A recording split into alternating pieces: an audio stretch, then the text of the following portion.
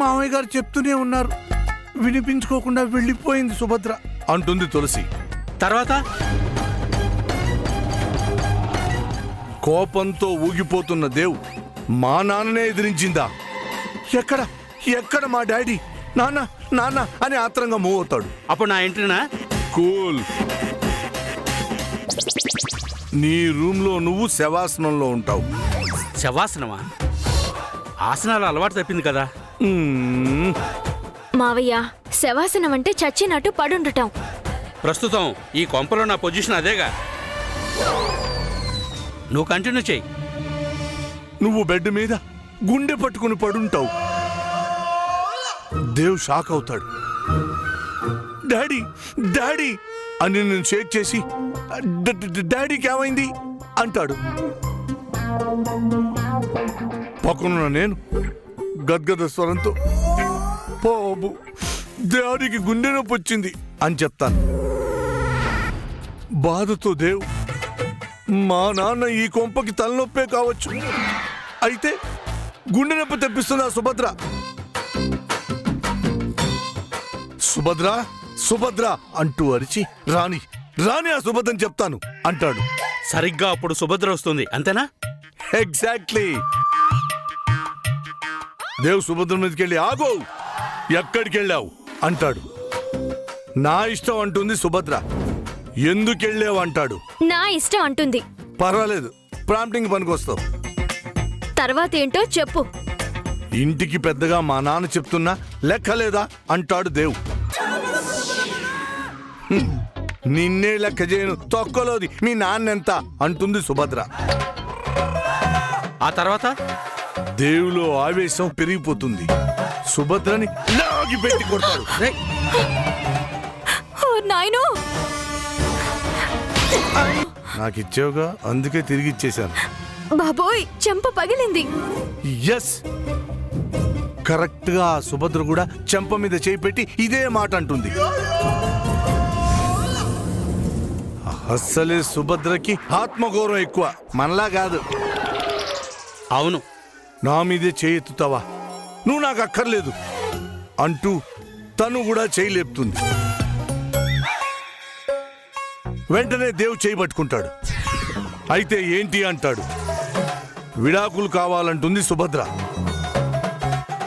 ఇంత జరిగాక నువ్వు విస్తరాకువి, తీసుకో విడాకులు, ఇచ్చేస్తాను అంటూ రైమింగ్ తో రెచ్చిపోతాడు దేవ్. ఫినిష్, మీ కల తీరిపోతుంది.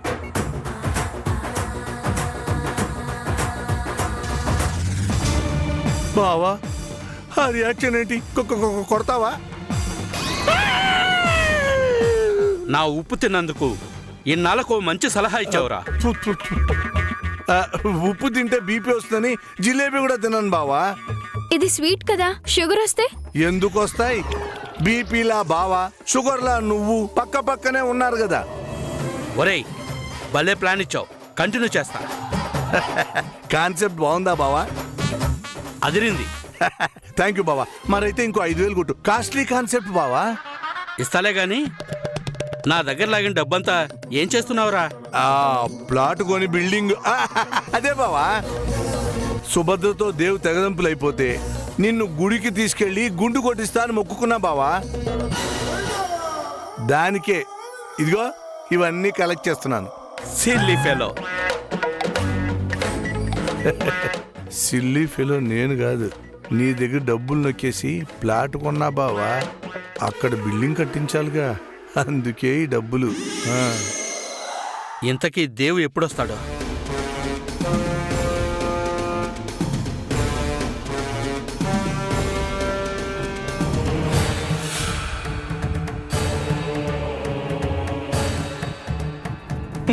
ఏంటిది?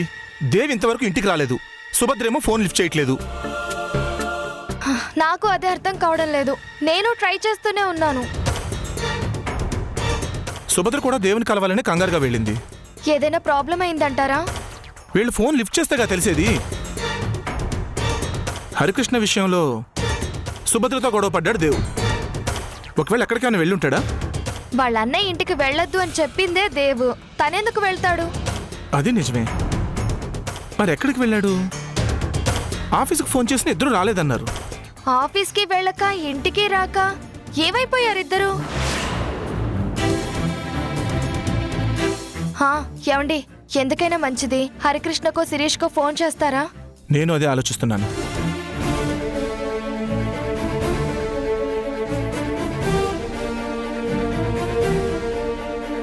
ఏమైందండి? మన కుటుంబంతో తెగతింపులు చేసుకున్నాడు హరికృష్ణ. సుభద్రను ఇంట్లోకి రానివ్వలేదు శిరీష. అలాంటప్పుడు మన ఫ్యామిలీ మ్యాటర్స్ వాళ్ళకి చెప్పి మనమెందుకు చీప్ అవడం? అదే నిజమేనండి. అయినా వాళ్ళేం చిన్నపిల్లలు కాదు, ఏదో అర్జెంట్ పనిలో ఉంటారు, వస్తారులేండి. ఎంత అర్జెంట్ వర్క్ అయినా కనీసం దేవ్ కాల్ చేస్తాడు లేదా మెసేజ్ పెడతాడు. ఆ రెండూ చేయలేదంటే సంథింగ్ ఈజ్ రాంగ్. అసలే సుభద్ర ఒట్టి మనిషి కూడా కాదండి. పాపం తనెక్కడుందో.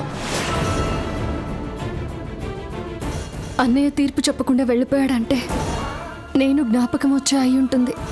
అయినా దేవ్ ఎలాంటి వాడో తనకు మాత్రం తెలీదా? ఇప్పుడు న్యాయపీఠం మీద కూర్చొని నేనేం చెప్పాలి? సాక్ష్యాలన్నీ దేవునే దోషిగా చూపిస్తున్నాయి. నేనిప్పుడు ఏ తీర్పునివ్వాలి? అన్నయ్య, నువ్విచ్చే తీర్పు మా వైపే ఉంటుందని నాకు తెలుసు అన్నయ్య. ఆ శ్రీముఖి ఎలాంటిదో చెప్తే నా భర్తని నువ్వే రక్షిస్తావు. రక్షించేవాడే శిక్షించే స్థానంలో ఉండడం కన్నా నరకం ఉండదు.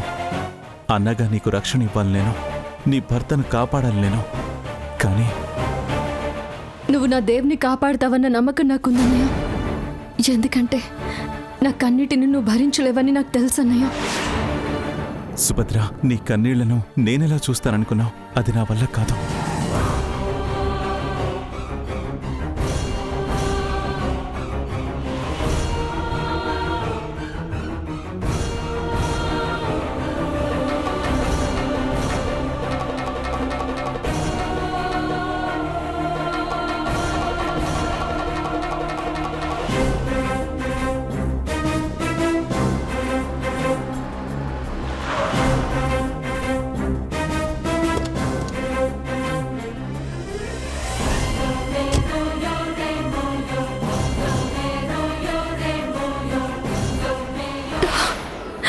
అన్నయ్య,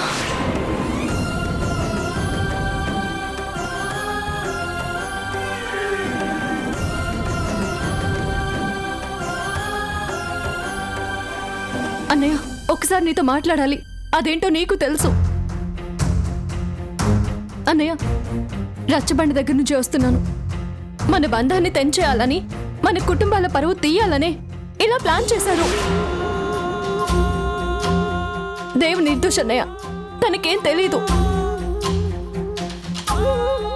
ఒక్కసారి అర్థం చేసుకో అన్నయ్య, ప్లీజ్ అన్నయ్య. అర్థం చేసుకోవాల్సింది నేను కాదు, ఊరి జనం. ఇదొక అమ్మాయి శీలానికి, జీవితానికి సంబంధించిన సమస్య. సాక్ష్యాలు, ఆధారాలు దేవతే తప్పని చెప్తున్నాయి. ఆ సాక్ష్యాలు, ఆ ఆధారాలు శ్రీముఖి పన్నిన కుట్రలో భాగం. కావాలనే ఇరికించిందన్నయ్య. నాకు తెలుసు.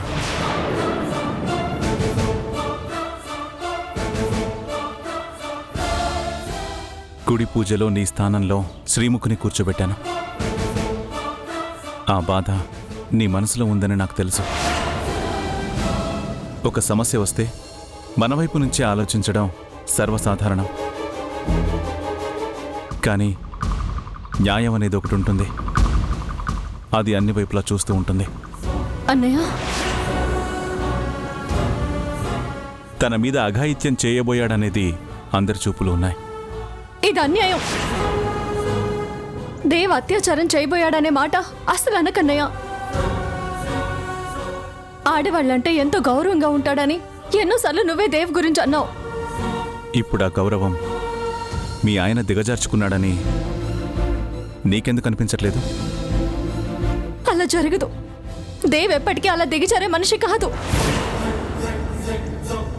అన్నయ్య, నేను నీ చెల్లెల్ని, దేవ్ నా భర్త. మేమేంటో నీకు తెలీదా? నీ తీర్పు మా జీవితాలని అల్లకల్లోలం చేయకుండా ఓ అన్నయ్యగా ఆలోచించు.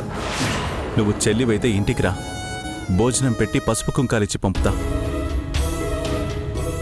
రచ్చబండ దగ్గర మాత్రం జనంలో ఒక మనిషిగా.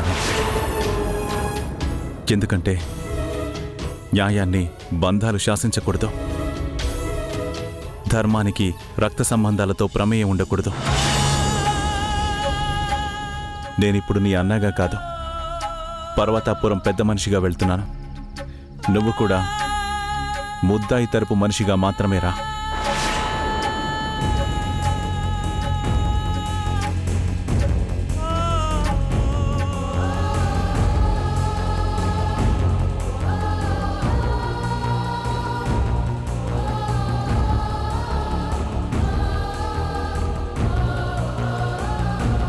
అన్నయ్య, మన మీద పగబట్టిన ఒక ఆడది పన్నిన పన్నాగం ఇది. నువ్వు అది తెలుసుకోలేకపోతున్నావు. భగవంతుడా, నేనేం చేయను.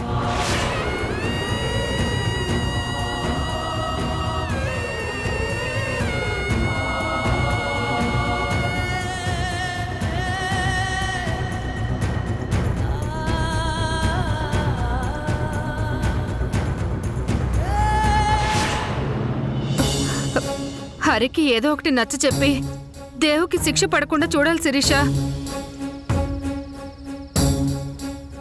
ఎంతైనా ఈ ఇంటి అల్లుడు. రేపేదైనా శిక్ష పడితే నలుగురిలో ఎలా తలెత్తుకుని తిరగాలి? అక్కడ తీర్పు చెప్పలేకనే ఆయన ఇంటికొచ్చింది. మీతో ఏమైనా అన్నాడా? న్యాయం ఎటువైపు ఉంటే అటువైపే తీర్పు చెప్పాలన్నారు.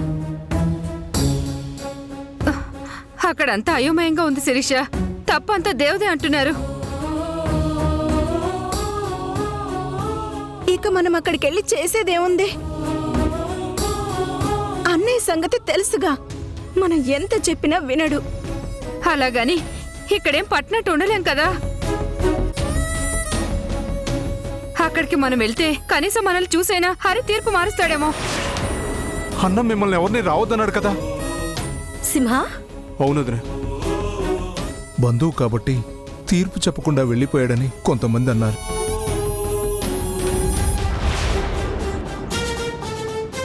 ఈ పరిస్థితిలో ఇంట్లో వాళ్ళు రావడం గౌరవంగా ఉండదు కాబట్టి మిమ్మల్ని రాకూడదని గట్టిగా చెప్పమన్నాడు వదినా. అయ్యో, ఇప్పుడేం చేయాలి?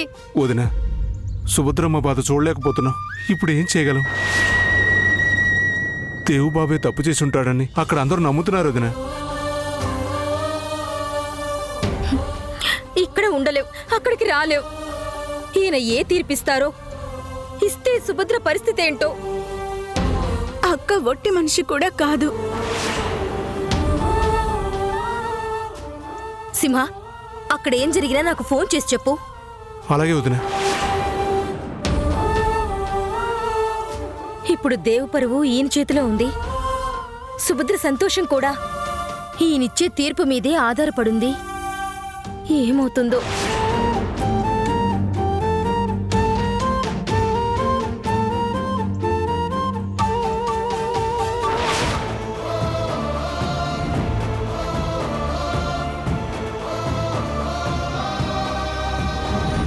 నమస్కారం హరికృష్ణ గారు. రండి హరికృష్ణ గారు, మీరొస్తారని నాకు తెలుసు.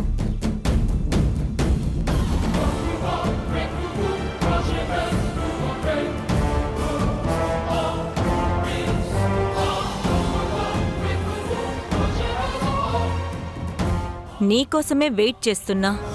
చూస్తా ఏం తీర్పు చెప్తావో.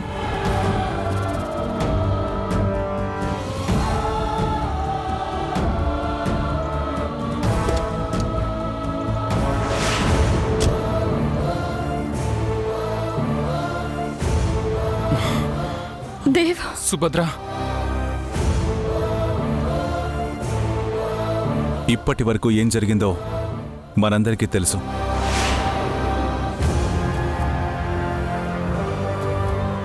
గీత అనే అమ్మాయి ఉద్యోగం కోసం మన ఊరికొచ్చింది. ఆమె ఇంట్లోనే దేవ్ అనే అతను తన మీద అత్యాచారం చేయబోయాడనేది ఆరోపణ.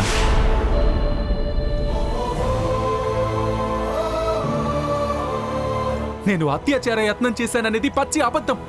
ఆపో!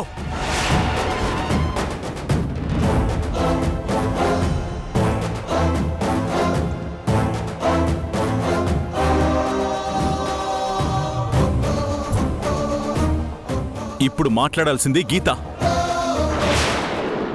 ఎందుకంటే నష్టపోయింది తను కాబట్టి. ఏం జరిగిందో మరొకసారి నీ నోటితో చెప్పు. నిజాలేంటో కొంతమందికి తెలియాలి.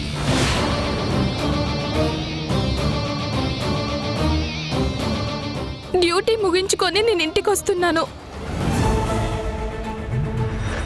సరిగ్గా అప్పుడే ఈయన కారు వచ్చి నా పక్కన ఆగింది. లిఫ్ట్ కావాలా అన్నాడు. వద్దన్నాను. నా కాలు బెనికింది, మీరు నర్సు కదా, టాబ్లెట్స్ ఉంటే ఇవ్వండి అన్నాడు. అబద్ధం. తనే నా కారు కింద పడింది.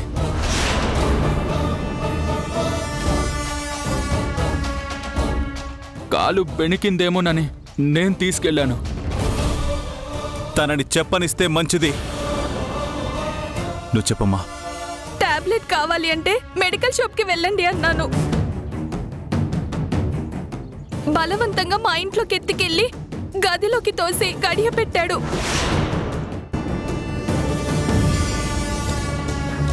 బీరు తాగుతూ చాలా రోజుల నుంచి నిన్ను ఫాలో చేస్తున్నా, నువ్వు నాకు కావాలి అన్నాడు.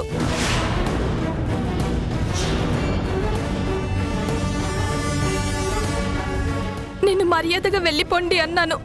అంతే, నా మీద బీరు పోసి నా బట్టలు చింపి బెడ్ మీదకి తోసి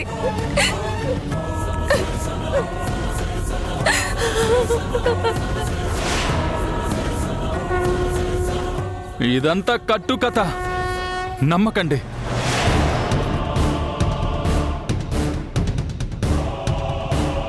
తనే నాకు కాఫీ ఇచ్చింది. నాకు మత్తుగా అనిపించింది. తర్వాత ఏం జరిగిందో అసలు నాకు తెలీదు. జరిగిందైతే ఇదే.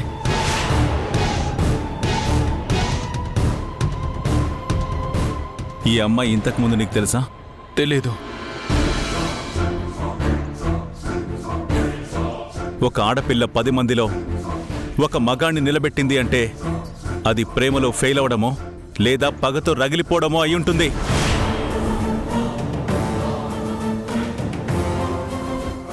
నువ్వెవరో తెలియని ఈ అమ్మాయి నీ మీద ఎందుకు ఈ ఆరోపణ చేసింది? అది తెలుసుకోవాల్సింది మీరు.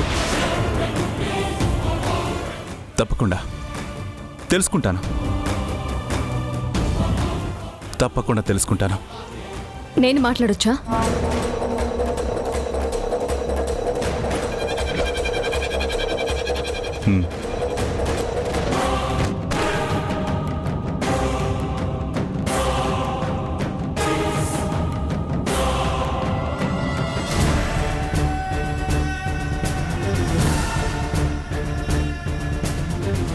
నీ పేరు గీత కదూ? మా ఊరి ప్రైమరీ హెల్త్ సెంటర్లో నర్స్గా పనిచేస్తున్నావు. మా ఆయన నీకింతకు ముందే తెలుసా? తెలీదండి. తనే నీ పక్కన కారు ఆపి నిన్నింట్లోకి ఎత్తుకెళ్ళాడు. నేను చెప్పింది అదే.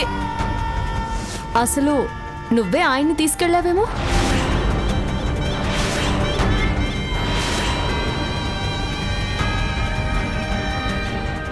ఇది దారుణం. నేనెందుకు తీసుకెళ్తా? దేవగారు కూడా ఇదే మాట చెప్తున్నారు. ఎవరు తీసుకెళ్లారని కాదు, లోపల ఏం జరిగిందన్నది ముఖ్యం. చూడండి శ్రీముఖి గారు, మా ఆయన తనని తీసుకెళ్తే ఆయనే తనని కోరుకున్నట్టు. అదే ఈఎంఐ తీసుకువెళ్తే తనకే ఏదో దురుద్దేశం ఉన్నట్టు. ఏం జరిగిందో స్పష్టంగా చెప్పమ్మా. ఈ దేవే నా భుజం మీద చేయి వేసి నన్ను బలవంతంగా ఎత్తుకెళ్ళాడు. జరిగిందిదే. అలా అని నువ్వు చెప్తే సరిపోతుందా? పట్టపగలు దేవ్ నిన్ను మీ ఇంట్లోకి ఎత్తుకెళ్ళాడు. ఎవరో ఒకరు చూసుండాలి కదా.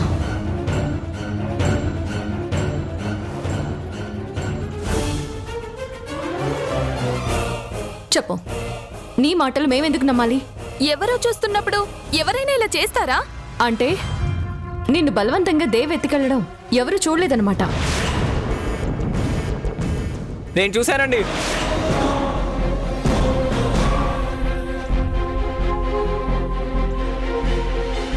ఈ అమ్మాయిని దేవుగారు ఎత్తుకెళ్ళడం నేను చూశాను.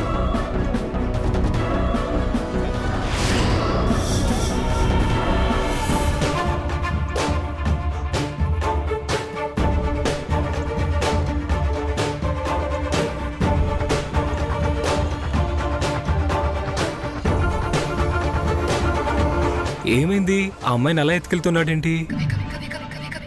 క్లియర్గా చూసావనుకుంటా.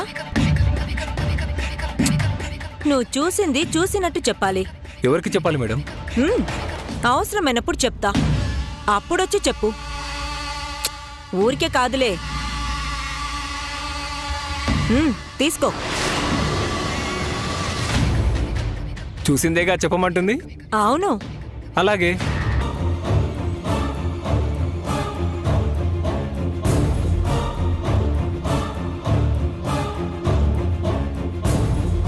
ఓ మగాడు ఒక ఆడదాన్ని బలవంతంగా ఎత్తుకెళ్ళాడు. నువ్వది చూసావు. చూశానమ్మా. లోపల ఏం జరిగిందో చూసావా? చూడలేదండి.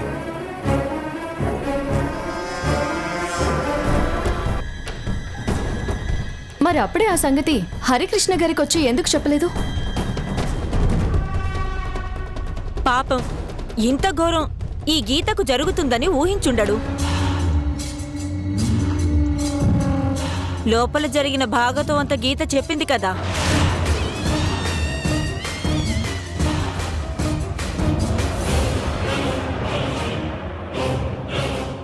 దేవ్, లోపల ఏం జరిగిందో నిజం చెప్పు.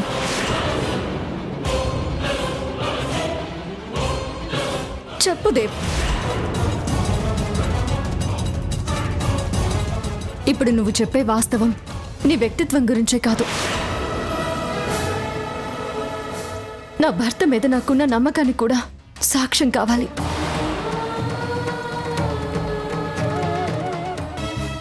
నా మీద ప్రమాణం చేసి చెప్పు. భార్య మీద ఒట్టేయడానికి కూడా మనసు రావడం లేదంటే తానే తప్పు చేశాడు. ఇంతకన్నా నిదర్శనం ఏం కావాలి హరిగారు?